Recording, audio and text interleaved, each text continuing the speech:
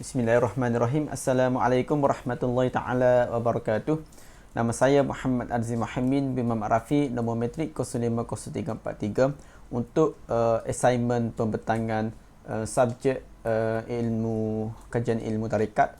Saya dan juga pasangan saya iaitu Harun Asnan bin Mukhtar, nombor metrik 049588. Pasangan saya memilih satu tarikat iaitu tarikat Ahmadiyah Idrisiyah Rashidiyah dan Darwiyah. Kita akan teruskan kepada pembentangan secara ringkas. Pembentangan ini saya bentang secara ringkas. Untuk pengetahuan yang lebih, sila baca artikel saya, sila baca penulisan saya dan juga rakan saya, ataupun boleh Google di Jabatan Mufti Negeri Sembilan. Okey, tarikat Ahmadiyah Idrisiyah Ar-Rashidiyah dan Darwiyah ini merupakan tarikat yang diasaskan oleh Syekh Ahmad bin Idris. Disebabkan itu dinamakan tarikat Ahmadiyah Idrisiyah. Di situ kita dapat konklusikan bahawasanya ini merupakan tarikat yang disyorkan ataupun yang dikenakan oleh Syekh Ahmad bin Idris.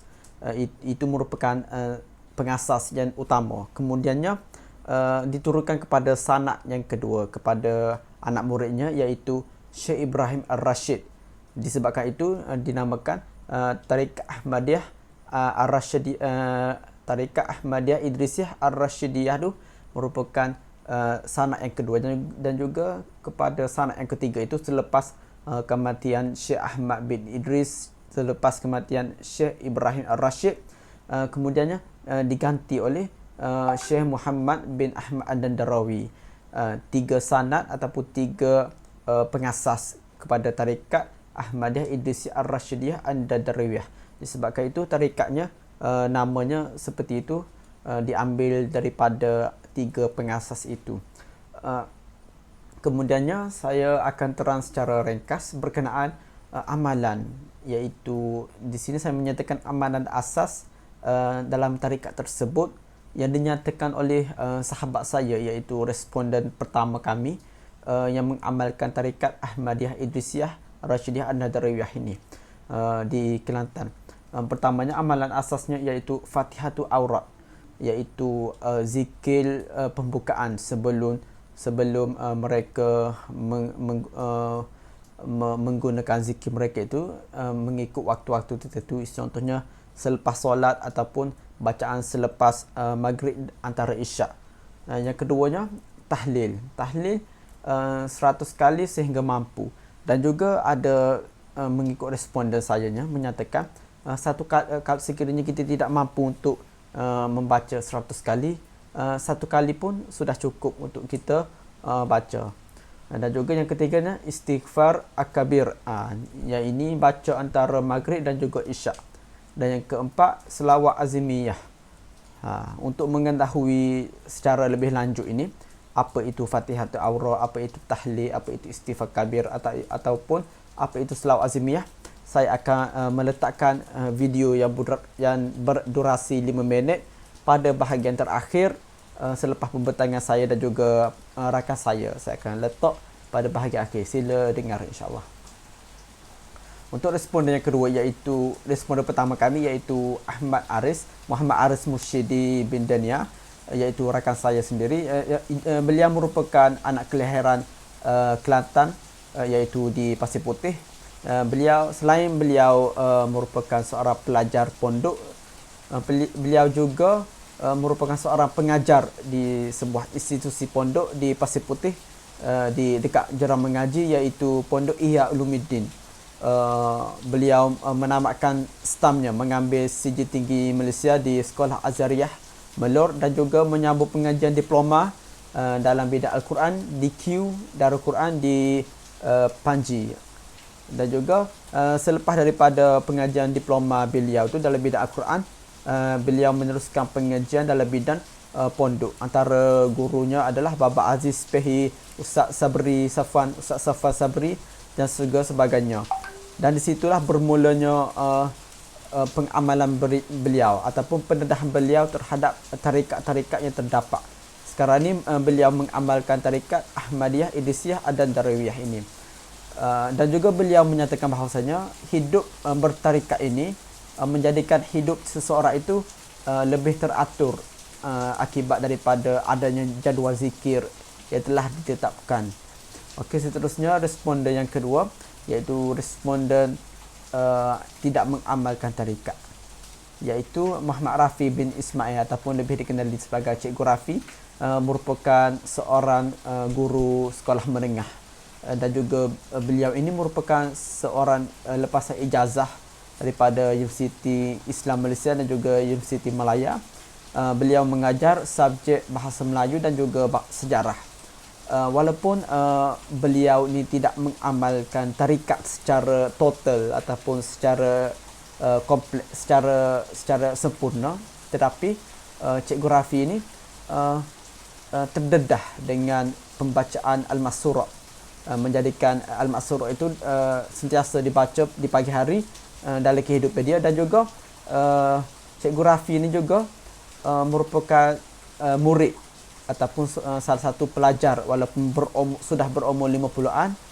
Beliau masih lagi belajar di Pondok Pasir Tumbuh mengikut kelas-kelas tertentu, antaranya kelas Ustaz Halim Deroni dan juga Ustaz Khairi pada waktu tertentu, antaranya pada waktu asar dan juga waktu subuh.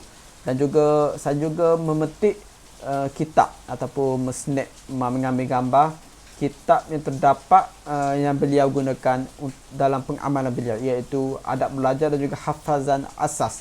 Dan juga dalam kitab ini juga terdapatnya wirid ataupun zikir yang diamalkan di Pondok Pasir Tumbuh yang mengamalkan tarikat Naqsyabandiyah Asyaziliyah. Dan juga saya terlupa pada gambar responden pertama iaitu Haris, saya juga letak gambar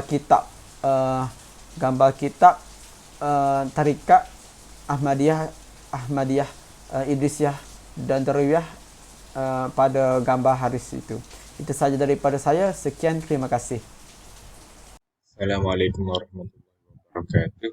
Saya Harok Senam Mukhtar, nombor metrik 049588. Saya akan meneruskan pembincangan dengan pandangan ulama tentang tasawuf dan tarikat. Okey, pertamanya, mana Imam Malik katakan, sebagaimana yang diriwayatkan ada menyebut tentang keperluan bersyariat ini.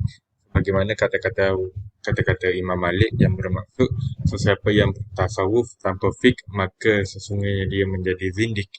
Siapa yang mengamalkan fik tanpa tasawuf maka dia telah menjadi fasik. Manakala barang siapa yang menghimpunkan kedua-dua ilmu tersebut maka itulah sebaik-baik dan sesempurna ilmu. Imam Junaid Al-Baghdadi berkata, tasawuf adalah membesarkan hati dari yang selain daripada Allah. Yakni berjuang memandangkan semua ajakan yang berasal dari hawa nafsu, mementingkan kehidupan yang lebih kekal, menyebarkan nasihat kepada umat manusia dan mengikuti contoh Rasulullah SAW dalam segala hal. Abdul Wahab Al-Syarani mendefinisikan tariqah sebagai jalan untuk beramal dengan kandungan syariat. Ia adalah intipati tersembunyi dalam syariat seperti mana pati dalam susu. Imran Abu Ammar ada juga mengatakan tariqah ini jalan atau petunjuk dalam melaksanakan sesuatu ibadat sesuai dengan ajaran yang dibawa oleh Rasulullah SAW dan yang dicontohi baginda serta dikerjakan oleh para sahabat, tabi'in, tabi'in dan tersusun turun-temurun sampai kepada guru-guru, ulama-ulama yang bersama dan berantai sehingga pada masa kita ini.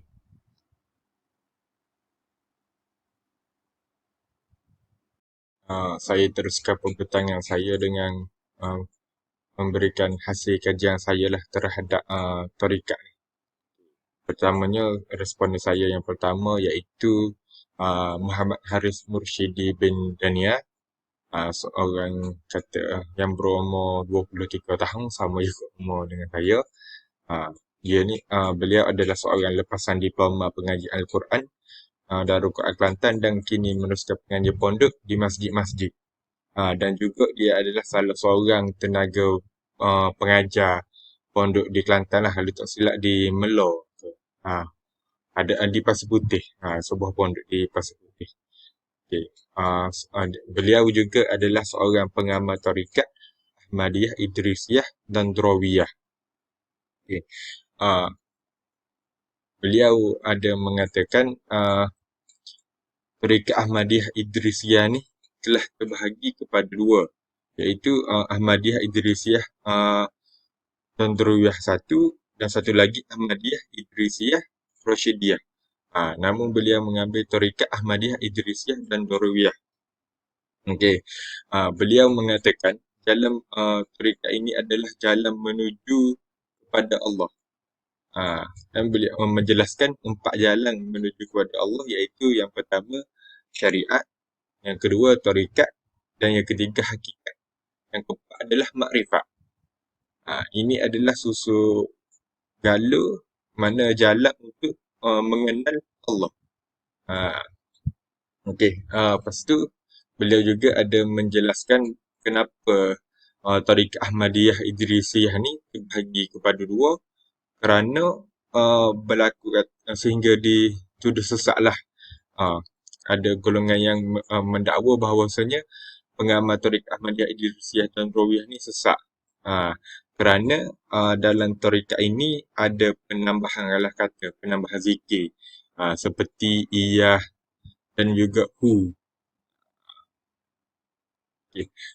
Bagi beliau, seseorang yang mengamalkan tarikat itu menjadikan seseorang itu berdisiplin dan juga tersusung dalam melakukan zikir harian. Contohnya selepas pada solat mayat, dia sudah ada zikir-zikir tertentu untuk diamalkan. Sebagai contoh zikir la ilaha illallah, sebanyak manalah yang dia telah tetapkan. Dekat itu daripada responden yang pertama.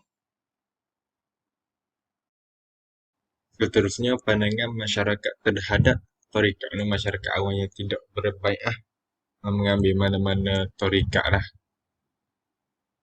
Yang pertamanya iaitu responden yang pertama, saudara Muhammad Aiman bin Mat Yuti. Beliau ni kata berumur 23 tahun, lepasan diploma haji dan umrah, dan kini beliau bekerja dengan salah sebuah syarikat hartanah di Lubuk Jong, Pasemah, Kelantan. Menurut beliau, definisi ataupun makna tarikat ini adalah tarikat adalah amalan baik, jalan ke syurga seperti amalan sedekah, berbuat baik kepada ibu bapa. Menurut beliau, kita tidak boleh memandang seseorang itu melalui kata first impression.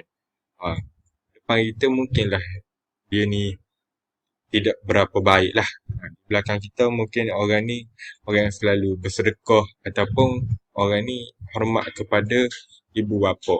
Jadi orang lain mungkin amalan itu yang menyebabkan seseorang itu masuk syurga.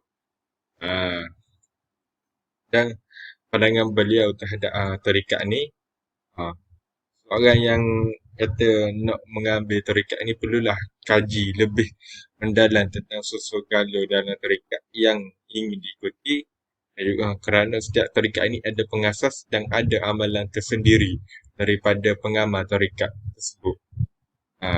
Itu menurut beliau juga menganggap amalan tarikat ini baik, kata bai'ah ni baik, namun jika diberi pilihan untuk bai'ah merasakan dikhawatiri sibuk dengan kerja. Mungkin saudara Aiman ini kurang faham tentang tarikat, pengamal tarikat ini. Mungkin bila merasakan mungkin kena keluar 3 hari, kena keluar 40 hari, kena keluar tahun, dan risaulah, terganggu dengan kerja beliau. Makna tarikat tu dia sekadar amalan sendiri, buat baik ada ibu bapa, dan juga sedekah lah. Mungkin solat sunat dan sebagainya. Dan itu responden kedua, iaitu Encik Mustab bin Mak Daud. seorang staf KMB Kereta Api Tanah Melayu yang kini berumur 56 tahun. Beliau sekarang ini adalah pelajar Al-Quran dan juga salah seorang pelajar online sebentar lagi berterakhir di TBR. Menurut beliau, tarikat ini adalah proses jalan amal kebaikan seperti solat sunat, zikir-zikir dan tasawuf adalah matlamat. Ya, amalan-amalan yang untuk kita mencapai akhlak yang baik. Tarikat ini adalah amalan-amalan untuk kita mencapai akhlak yang baiklah, tasawuf. Beliau berpandangan pernahlah juga pengkaji menanyakan adakah kata melihat seseorang ahli atau pengamal tarikat ni.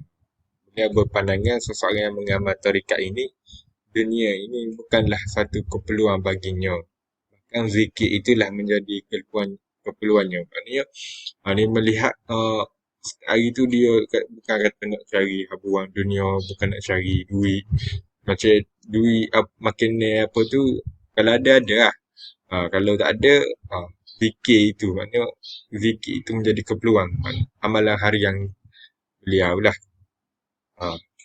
Dan seterusnya, pandangan beliau juga, ada tarikat ini ada sesetengah golongan yang mengambil kesempatan menjadikan tarikat ini sebagai jalan untuk penyebaran ajaran sesat seperti mendewakan diri, menganggap diri seperti Tuhan, dan juga ataupun membuat kenyataan bahawa dia adalah Rasul, Imam Mahdi. Ini adalah golongan mengambil kesempatan lah. Dan juga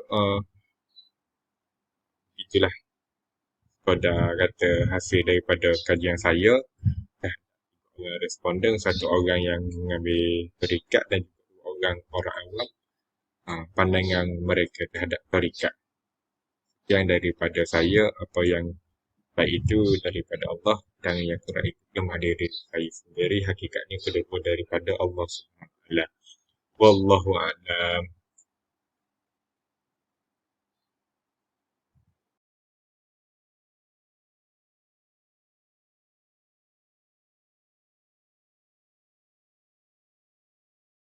فاتحة الأوراد.